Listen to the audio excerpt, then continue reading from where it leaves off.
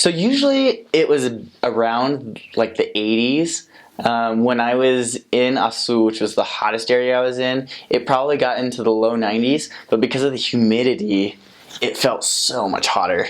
And it was also like right on the equator. So there are times like, I mean, you couldn't get away from sweating. You jump in and take a cold shower, and the second you got out, you'd already have a bead of sweat coming down your face. So it was always really, really hot. The other extreme would maybe be, it never really necessarily got cold, but there were definitely times when it would rain really hard. And so you'd just be soaked. So those are probably like the most extreme weather conditions I was probably in.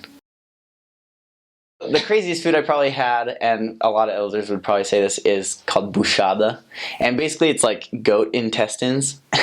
So they would just take all the intestines and they'd stick it inside the stomach and they'd cook it. And sometimes you'd see it in different ways. There was a plate called couscous. It was basically just like corn powder, and they would put water in it and boil it, and it was really good and really popular. But sometimes they'd take the buchada and they would like cut it up and put it and mix it in with that. So it was really stinky. It didn't smell good when they were cooking it, but it tasted fine. But I mean, I'm also not picky, so I was like, this is fine, this is good. But it was basically just really like chewy and like kind of fatty tasting.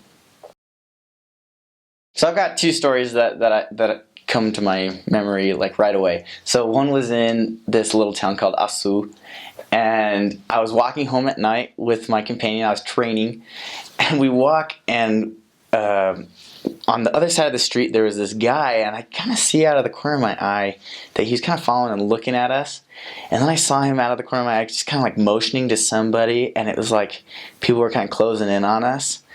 And I just kind of said to my companion, I was just like, "Walk fast, elder." And we just kind of walking fast, and then the next road, then we just kind of darted in like fast, and then we just started sprinting, and like then we kind of hear some people running behind us, but we ended up getting away. But it was a close call. I actually never got anything stolen from me, thank goodness. But there were lots of stories. Most of the time they were just super basic. If anybody wanted to steal something, it was just your phone, like the mission phone. But it wasn't ever super extreme. I never heard of anybody getting hurt or anything. The second thing would just be in the favela in Joao Pessoa. We were down, and there I would never go there on my own. Like as me as a missionary, I never felt really in danger, because I always felt like there was kind of a protection around us. But there were gunfights that would always happen in there. Like you just hear gunshots going off and people running over like the next street, like, oh, there's a fight or whatever. You'd see the police come in. The police were like way different. They'd have like 5 or 6 policemen that were basically dressed like army guys, and they had machine guns and stuff, and they'd all pile into one car and go over there. So it was quite a bit different. But one of the times in the favela, there were just these guys that were standing around, and my companion didn't pick up on that they were all doing drugs, and like they were all kind of high and stuff, and so they weren't really thinking very clearly. And my companion started trying to teach them, and I was kind of like, "Hey, elder, we should probably go." This is kind of awkward. And one of the guys kind of like he took some of the powder and put it on his hand and was like, "Here, you guys want some?" And we were like, "Oh, no, we're fine." And he just kind of like did it, like snorted it up like right in front of us, and so that was kind of awkward. But my companion, he was kind of a daredevil. He was like 6'5", which is way tall for Brazil. He said to him, he's like, "Hey, you shouldn't do that. That's not good." And basically just kind of like was really stern with him. Like he had this really big, deep voice and told him to not do that. And like the guy kind of got offended, and I was just like, "Elder, we're gonna go." Because it was kind of a more dangerous situation. Those kinds of people down in the favelas definitely they'd carry guns with them and knives and things. So that was pretty scary for me. I was like, "Hold on, we're gonna go, elder. Let's not tell them they shouldn't do stuff." Probably the most powerful testimony I ever bore was towards the beginning of my mission.